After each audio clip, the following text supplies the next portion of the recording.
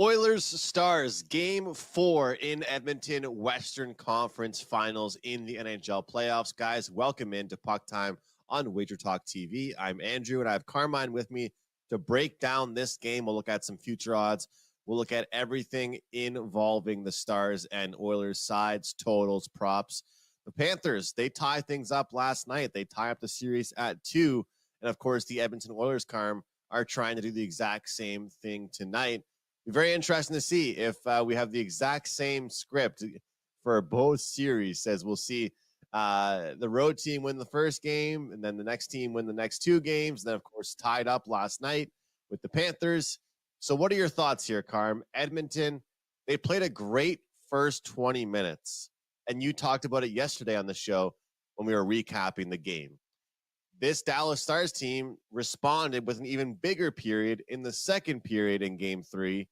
And they scored 3 goals of their own. So when you look at this series, I think that everyone talked about the depth being the bigger factor as far as the Dallas Stars are concerned. I'm seeing anywhere from minus 130 to 135. Total is at 6, of course, as it's expected. There are a couple 5.5s out there. But do you believe we'll see the Oilers tie things up, Carm? Well, hello, Andrew. Thanks for having me on. Yes, you know what? It's going to be a good one tonight because Dallas is playing extremely well on the road. They have done so thus far in the playoffs, but you can't discount when you look at the numbers. And I'm going to always look at the numbers. You can't discount that the Oilers have held the edge in 2 of 3 games, but they've lost 2 of 3 games in this series. You look at that, the first game they won was actually, and this is the irony of the numbers sometimes, as I call it. The first game of this series is the one where the Oilers lost the analytics battle, 374 to 354. They won that game 3-2. Then they generate another combined. Both teams can generate another combined 6 goals of XG, 347 to 274 for the Oilers, and they lose that game 3-1. And then once again, the Oilers 384 to 318 in game 3, and they lose that game 5-3. So what does that tell you? It tells you a couple things, Andrew. And for those of you tuning in this morning, it tells you, number one, the Oilers are playing well, but they're not playing a 60-minute game, as was evident in game 3. It was like we talked about before, it was a 4-minute span where Dallas scored those 3 goals, but it was a 20-minute period in which they dominated all 20 minutes. I think it was halfway through the second period before the Oilers even registered a shot, if I remember correctly. You're not going to win games if you're not getting shots on goal. Chris Knobloch's going to make sure the team's ready. He's done it very well since taking over. This is a team that has the most wins since January 1st. They're a very good team, and I get it. Dallas is a equally good team. If the Oilers can play a complete 60 minutes, they should even this series up. That's the way I see it. As far as looking at the totals, all the numbers, Andrew, as far as looking at the numbers, everything leans to this game really should be an over. Even with Dallas having shut out teams in the past or kept them to like 1 goal or less on the road, they couldn't do that against the Oilers. Oilers did get 3, and Oilers had chances to get more. The Oilers are they're creating in 7 games at home in the playoffs. They're generating 3.83 expected goals, but exceeding that by scoring 4.14 goals per game in their 7 games at home. They are scoring. They are going to score tonight. They'll get to Ottinger. They're going to get some shots on goal, similar to what Florida had to do yesterday in order to get to Igor Shesterkin, who's been stealing that series for the Rangers. I think the Oilers get it done tonight, Andrew. I think this heads back to Dallas, tied at 2. So it's Oilers for me tonight. Carm, I'm feeling the same way as you, but part of me just wants to look towards the first period. And the problem is that if you think about that strategy, look at what Florida did yesterday, right? Imagine if you took Florida first period. Imagine you take Florida to score the first goal, to get off to a good start. It's not how it worked in that game. And of course, if we're comparing these two series, then you kind of wonder, well, what if the Oilers do give up the first goal, but they end up having a good 60 minutes? But I think things are a little bit different with these two clubs. I mean, McDavid hit his shots on goal prop, Carm, to the over within the first, I think, 12 minutes of the hockey game in game 3. I mean, he was flying around the ice, playing extremely well. Nugent Hopkins had a good first period. Holloway had a good first period. These guys were playing really well. And I think the power play, of course, helps them. But can they sustain that for 60 minutes? Can they sustain that type of consistent effort for 60 minutes? And I think you talk about their scoring at home. It's great to see they get the matchups they want. It's a big test for Chris Knobloch tonight as a rookie head coach, because I don't think a lot of people are calling him out yet, Carm, at all, which is very weird, because if Jay Woodcroft was the head coach, people would be calling out Chris Knobloch a lot more for kind of panicking and playing McDavid and Draisaitl maybe too early in the last game, pulling the goalie too early. As I mentioned yesterday, I thought that they pulled the goalie too early. But there's so many things to look at for this game. But when it comes down to it, Carm, I have to just go with the same thing that happened in the last game. And the updated price right now is first period minus 130 on the two-way line here for the Oilers. I think this is a team that needs to play with the lead, needs to get a lead, needs to protect it, needs to have a good start. This Dallas Stars team and Jake Ottinger makes it very difficult for people if they get the lead on you. And similar to what we saw in game 3 between the Panthers and Rangers, Carm, where you and I were kind of saying that, hey, the Rangers might have won that game, but we all thought the Panthers deserved it. Well, besides some defensive mistakes, I would still probably say the Oilers deserved the last game.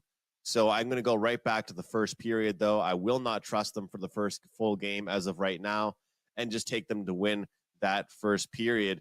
Carm, one thing that I have been looking at, which I find it kind of fun just to look at for just see what the books are thinking, I guess, as far as the odds here and as far as the first period. So the team totals in the first period for these teams is kind of interesting to look at. Dallas is minus 150 to get to 1.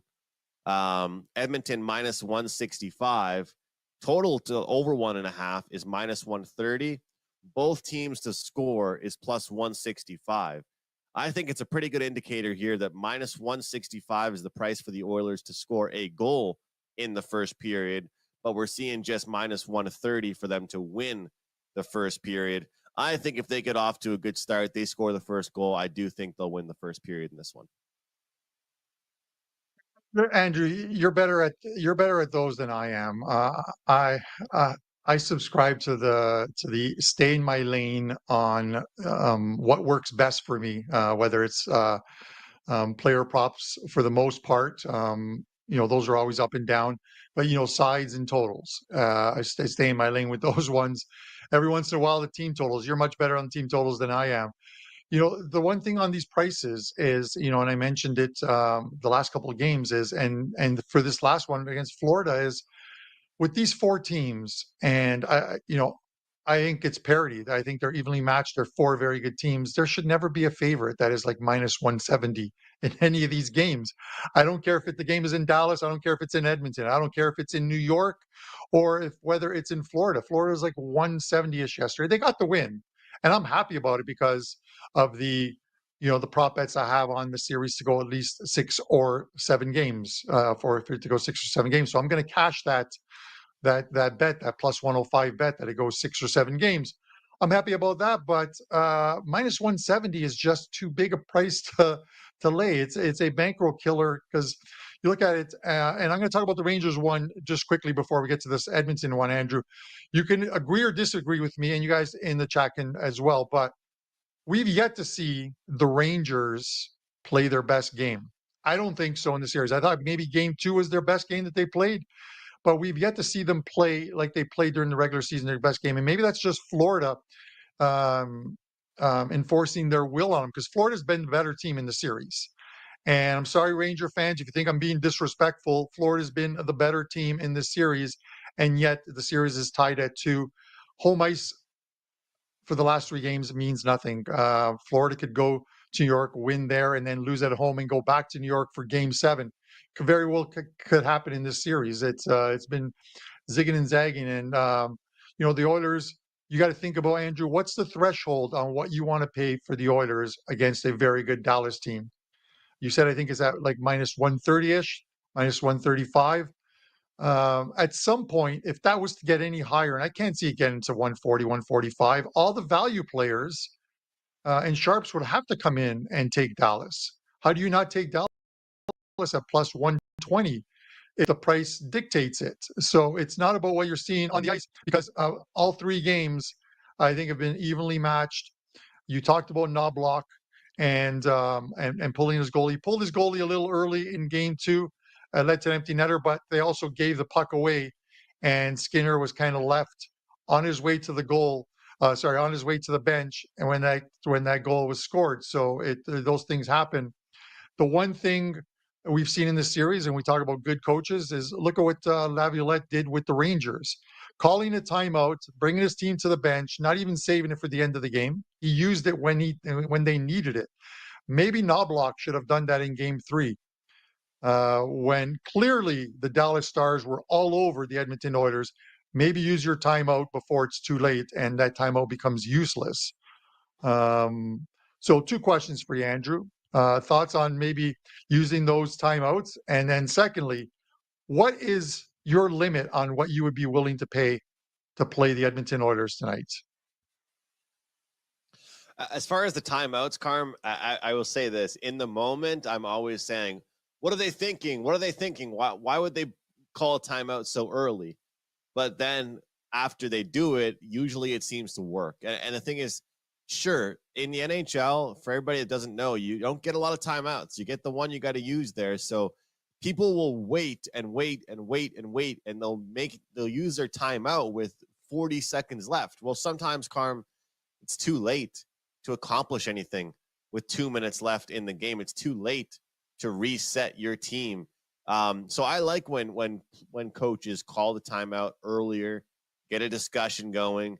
And I love the point that you made on yesterday's show about, although they knew the TV timeout was coming, it's important to just call that and just get the timeout called, settle your team down. So I've actually grown to like the early timeout calls. Why wait till the game's almost over to call it when the game's getting out of hand right in front of your eyes? And that's a good time to call it. As far as the price is concerned, it's an interesting discussion, Carm, because yesterday I've been kind of being a lot more of a market watcher lately, and kind of really scanning through all kinds of different sports books and seeing what prices they're offering across, whether it's MLB, whether it's NHL, NBA, French Open with tennis, to just be curious how different sports books are opening different prices. And the thing is that those opening numbers can really indicate a lot to you as far as kind of what they think about the game. And yesterday is a really good example of that. The Panthers, everybody said, wow, I can't play the Panthers at that price. I cannot play the Panthers at that price. I have to jump in on the Rangers because why? People like plus money. People do not like chalk. They like plus money. And one thing that I heard Teddy saying, Carm, on WagerTalk today recently, is that the public wins in MLB and in the NHL sometimes in these money line sports. Sometimes it's okay to lay chalk. It's okay to have these prices that you're willing to take a look at because of the specific situation.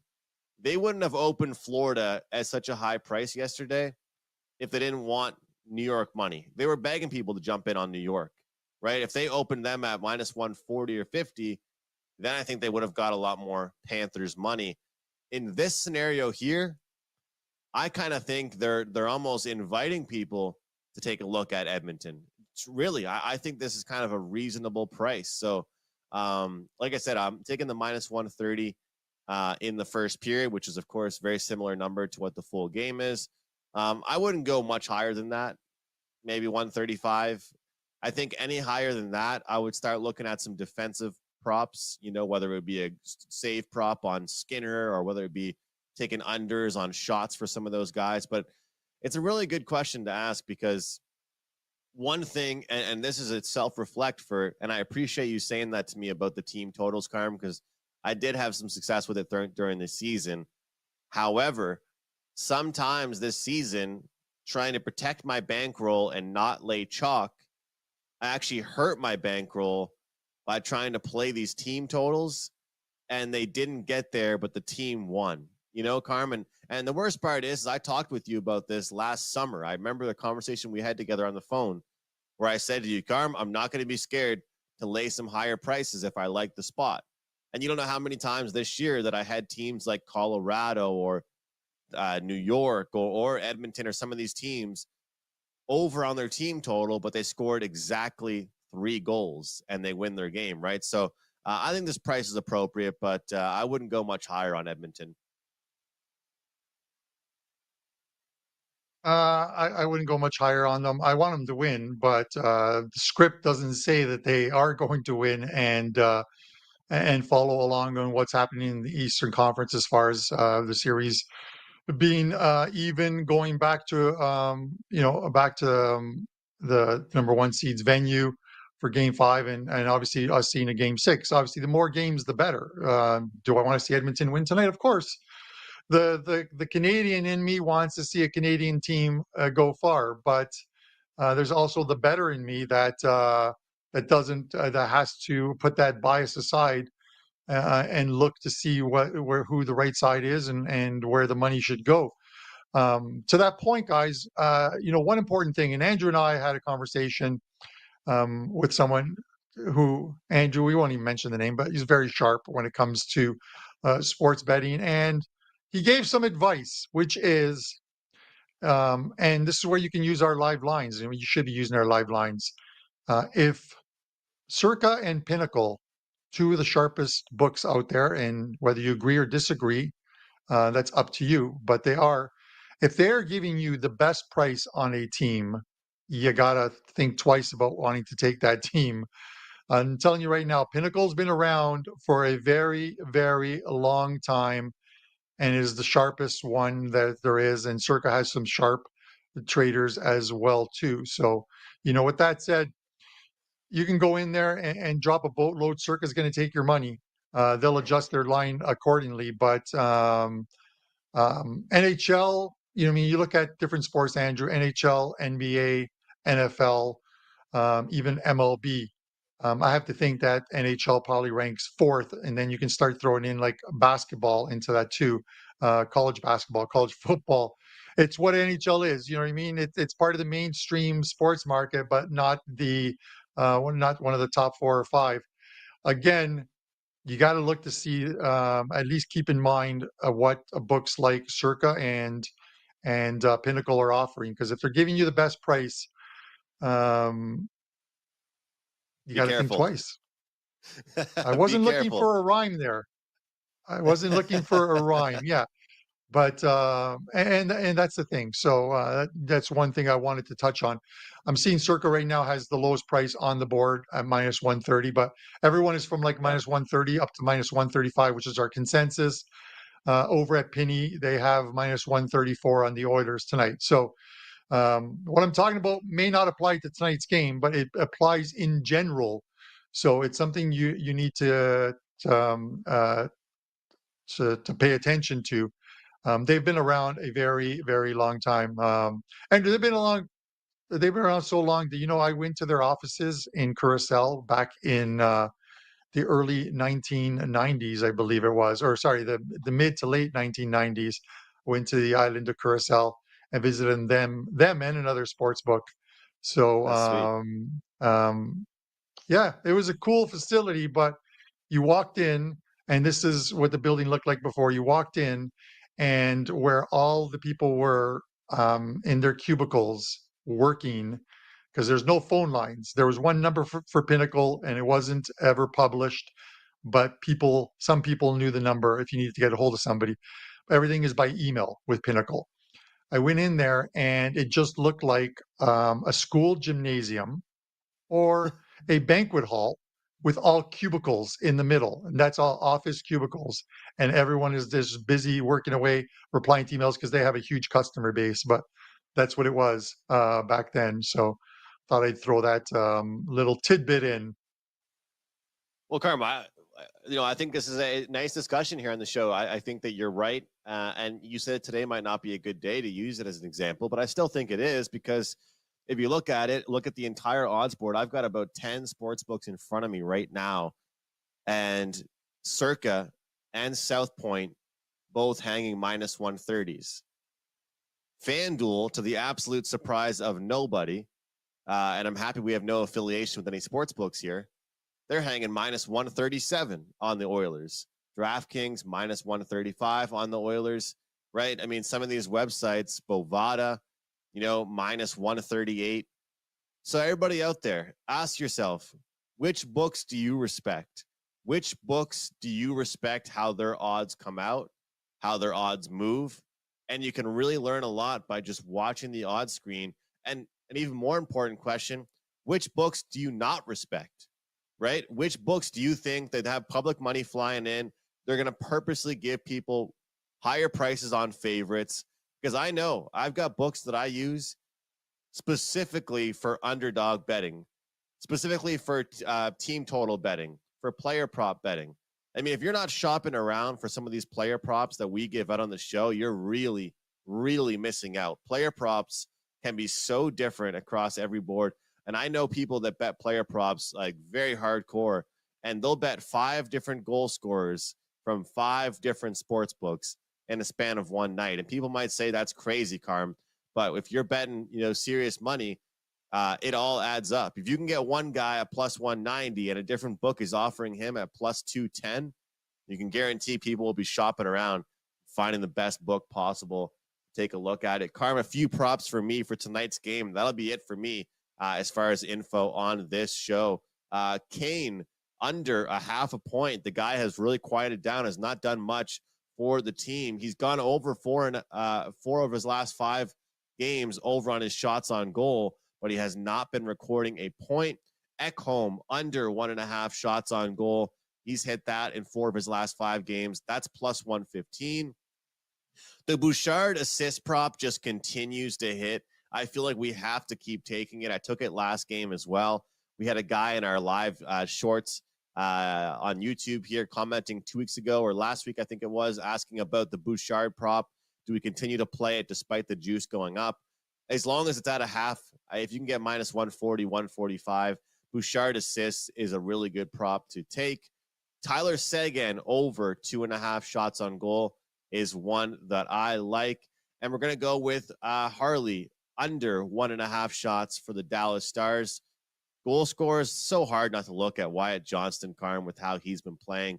He has been phenomenal. I would say kind of my bargain bin player today would be Joe Pavelski. He's been playing really well for the Dallas Stars. He's a big game player.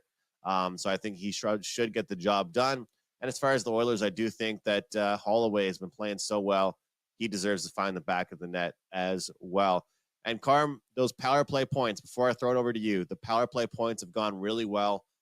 Yesterday, I gave out Barkov plus 190 power play point on the show. And the great thing about the power play points, you got Reinhart, Verhaeghe, and Barkov all on one sequence recording a power play point. I feel like if you play those, you're almost looking at playing 3 guys or 2 guys, because most power play goals aren't unassisted, right? Most power play goals, someone's passing it to somebody else so they can score. So there's multiple options out there to get the best prices that you can get. But that's it for me, Carm. A few player props, Edmonton in the first period. And yeah, I mean, the Oilers, if you want to take them right now to win the series down 2-1, it would have been a good idea to do it yesterday with the Panthers, as the adjustment has certainly been made on the series with that one being tied to. Anything else you have for us on this game, Carm? It's, in the chat, the Sandbox asked me about, I think he asked about Tyler Seguin on, I think I'm just having a look. Tyler Seguin, for a goal tonight. He's only scored, the thing is, he's only scored in 3 of 16 playoff games thus far this season. A couple of them were 2-goal games, so he's got 5 in total, and you're getting plus 280. That's just not a big enough price to entice me. He could score, but he's only scored in 3 of 16 games thus far. So even if you're getting plus 280 or 3-1 on your money, and you've been betting them in all 16 games, this is a losing proposition. If you're looking for something more situational, then you could take them. The goal scoring props are very tough ones. I tend to take the guys that might be like plus 110, plus 115, that should be minus 130, kind of like the McDavids or the Dreisaitl's or the Austin Matthews ones, when some books will hang a softer number on it. But it's one that I won't be taking tonight, Sandbox. But if you do, I wish you luck on it. Guys, I tossed somebody out of our chat. He creates new accounts. He keeps coming back in. Burger King, the guy who works the window, squeegees cars, taking shots at Andrew and I. I live in his head. I live in his head. How bad is it if you're such? He said something along the lines of he bets more in a day than I bet in a year, and yet here you are, trolling other people. Um, Sharps don't go trolling other people. Trolls go trolling other people. So with that said, every time he comes on, creates a new username, we won't even give him the time of day. He'll be gone first message, even if it's just an hello. Find another place to troll. You're not part of the PuckTime community, and you won't be a part of the PuckTime community. You guys in the chat know what we're talking about here. Andrew, listen, let's get away from the negativity to the positivity. Tell me, Andrew, come on, man, deep down, because you're Canadian, who are you cheering for tonight? Not where your money is. Who are you cheering for tonight? You know what I'm cheering for. Look, the problem is, though, I've got these Dallas futures. I've got So Dallas. Stars. Okay, so you're on the Dallas Stars. But I'm a Canadian, so it's like kind of like my heart versus my brain, my heart versus my wallet. That's the problem. I don't have much action going right now on the Oilers. I've got Ottinger Conn Smythe Trophy. I've got Ottinger Dallas to win the Cup. But I want to see the Canadian team in the Stanley Cup Finals. Man, I just think they should have made that trade for Jake Allen at the trade deadline, Carm. They should have done it. They should have done it and should have followed along. I'm not saying Stuart Skinner's the reason they lost last game, but that was still a pretty weak goal that he let in. No, the defense wasn't good either. That's for sure. I defend goalies, Carm, but that's a rough goal to let in. Yeah, no. When the Oilers, especially when they went on that streak, 16 games, and at one point Skinner won 12 games, it's because they were playing solid in front of them. That's the thing is, Skinner needs his defense and his forwards to come back and check and play well in front of him, because he's not in the category of an Ottinger. Who can make those saves when his team makes errors. He's not in the category of Igor Shesterkin, who the team in front of him could play like garbage, and yet he keeps them in the game. That's what Igor does. He's such a good goalie that if the Rangers in this series, and like I said, the Rangers haven't played. I'm going off on a tangent again, but the Rangers haven't played their best game yet. I would say if I had to throw a number out, they're probably at their best game is 75% of what their best game was during the regular season. If the Rangers play even 85 to 90% of to what they did during the regular season, they'll beat Florida in Game 5, and it's going to be coming back to Florida for an elimination game with the Panthers with their backs up against the wall. That's the thing with this team. So we'll see what happens in that one. But tonight we've got this one. Let's see what the Oilers can do in front of Skinner, Andrew. They've got to play 60 minutes plus of their best hockey, the Oilers, because this Stars team just doesn't give up. They come at you in waves, and this is why I'm loving the 2 playoff series thus far. Karma, I can't wait. And I just got a notification from my phone that said that if Chris Kreider would have hit somebody yesterday with the mouth guard of Tkachuk that he took out of his mouth, he would have been suspended for one game. So thankfully he didn't hit anybody. That would have been the craziest way to be suspended we could have ever imagined. But guys, comment below. Let us know what you are betting tonight. We appreciate everybody from being here. Hit the like button on the video. I know the NHL is only have so many games left, but it's been a really, really fun time here on Puck Time with you guys all season long. So hit the like button, show some love, and whether you're with us, you're against us, you're commenting your plays, we're rooting for you guys. We really are. And we just want you guys to enjoy the games and make some money in the process. A lot of my NHL plays, I'm just letting you guys know every day here what I like. So my power play points, my player prop shots, sides, totals, first period. So forget about buying my NHL at WagerTalk right now. But CFL season, I just recently got a promo code. So this is just CFL season. The promo code is AMCFL.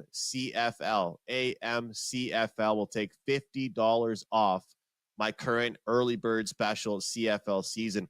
Once the regular season starts next week, that price gets jacked up back to the regular price. So you guys can use the promo code AMCFL. 3 straight profitable seasons, 10-2, 5% run to close out last year. It's going to be a great year in the CFL. We got the win totals coming out in a couple days here with the Canadian football season. So you guys are going to see all kinds of people that are sudden CFL betting experts that are just doing it for the first time this summer when baseball and all these sports are the only ones left. But CFL has been a mainstay for me for many years. You guys can use the promo code AMCFL to make probably about a $50 to $100 savings, really, when you think about it, with all the early bird special included. So I can't wait for that. And Carm, I cannot wait to tail you on some Euro soccer coming up this summer. Andrew, all kidding aside, I had to ask you about who you're cheering for tonight because I know that you can put your bias aside unless it's the Montreal Canadiens. Sometimes with you, I know I got to take that little shot at you.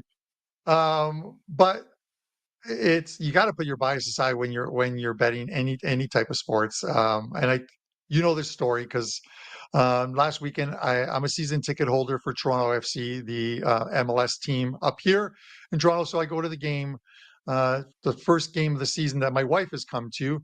And she comes to almost all the games. We're wearing our Federico Bernardeschi jerseys, the Italian, the best player on the team, but he was suspended that game. But Dan, our producer, knows I bet Cincinnati plus 141. So I'm at the game and I'm cheering along with everybody else when Toronto's scoring goals. But in the back of my head, I'm like, come on, Cincy, because my money was on the right team and Cincinnati won. I cashed the plus 141 ticket. You got to put your bias aside. I will bet against the Bills. I'll bet against Juventus. I'll bet against Italy. I'll bet against the Sabres. It's easy to bet against the Sabres, though. It's the money. It's easy to bet against your teams, Carm, because they suck. So it's easy to bet against your team. Producer Dan jumping in the live chat. I absolutely love it. But with that said, guys, and then I'm going to throw it back to Andrew to take us home. Every year for the last 5 years, so this is the 5th year, I should say, the Champions League final goes on the weekend. Borussia Dortmund and Real Madrid. Every year, I do a customer appreciation. You get to play on the game and a whole bunch of prop bets as well too for $1. That's all it is. It's a customer appreciation. It's $1, and we've hit some really good prop bets in the past with these ones here. So you get that over at WagerTalk. The tournament special is still up. There's $129. You're going to get the Euros that kick off on June 14th, the Copa America, and then the Leagues Cup, which goes till about August the 25th. So you're going to get a ton of soccer with those packages. And then for tonight, one NHL best bet. No prop plays for me on tonight's card. One play only. But a big MLS card for me, midweek MLS, 5 plays. One of them is a top play for me, a best bet selection. You get those over at WagerTalk. So maybe grab if you want, grab the 1 day all access. But it's going to be a busy summer with only baseball going on and some CFL. Those 3 soccer tournaments. It's going to be a lot of action for me because I'm involved in all 3 sports as well too. So WagerTalk's got some great deals to get all of the summer. You can grab those over at WagerTalk, guys. And I appreciate you guys in the chat. I'll have a contest up tomorrow and announce the winner of the previous contest. Let's give away another Puck Time Be a Goldfish t-shirt before I head off to Vegas. I'll be in Vegas the 19th to the 24th, watching a couple of the Italy games against Croatia and Spain. Staying at Circa. If you're around in Vegas, drop me a line and I'll buy the beers. Andrew, back to you. Gotta love it, Carm. Enjoy. Best of luck. And I'll definitely be tailing you tonight on the MLS, guys. Make sure you go to Carm's page, grab his plays for tonight in the MLS. Some great, great spots to get behind. And make sure you guys are watching the MLB First Pitch Show, hosted by the one and only Dan Alexander. The producer is also a great host as well, and they're cashing tickets every day. So, guys, enjoy the games tonight. Best of luck, and we'll see you tomorrow for Game 5, Rangers-Panthers, right here on Puck Time.